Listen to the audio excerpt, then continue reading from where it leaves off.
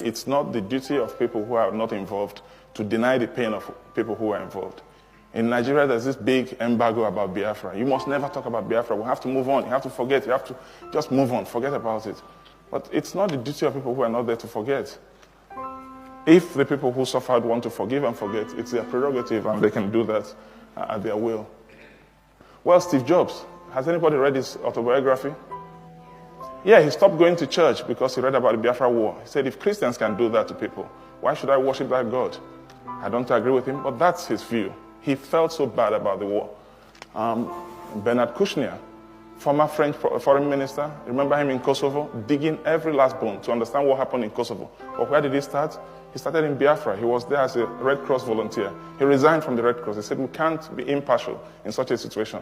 He founded Médecins Sans Frontières, MSF, because of the Biafra situation. And that's what Biafra did to him. John Lennon returned his MBE to the Queen because of the Biafra war.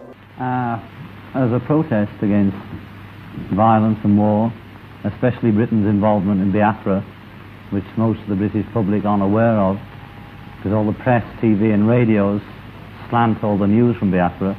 All the stuff I learnt on Biafra from journalists, off-the-cuff folks, is a different story, and I began to be ashamed of being British. And I'm a patriotic nationalist, if the truth will out, and Yoko can vouch for that.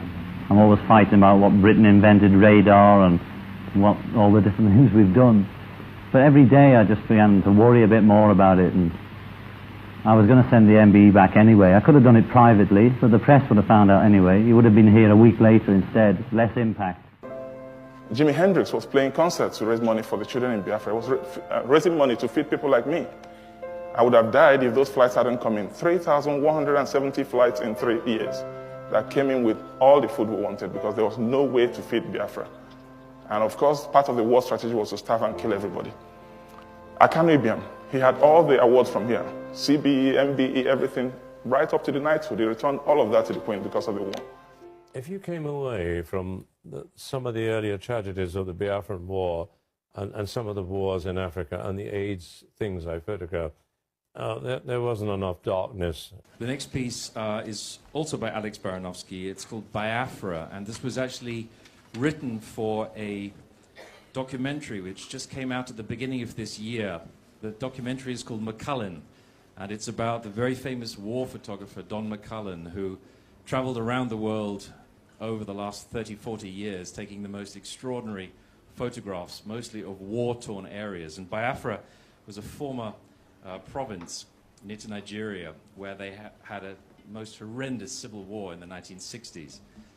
And there was a particular colony, a children's colony, which had been abandoned, and thousands of children were left there to die. And Don McCullen arrived at this place in Biafra to find all these children there. And the children thought that he had come to save them. But the truth was he was there as a photographer. He'd come to take photos. You know, I'd walk into a school in Biafra and I would see 800 children dying. And as soon as they saw the white man coming, you could see they thought there was some hope at the end of the tunnel. And what did I bring them? I brought them 2 Nikon cameras around my neck. And I saw these children dropping down and dying in front of me. And you know, we live in a world now where the media isn't that particularly interested in the real tragedy in our lives. Do you feel that? I'm convinced it is. And it was something that he just never really got over, never really recovered from.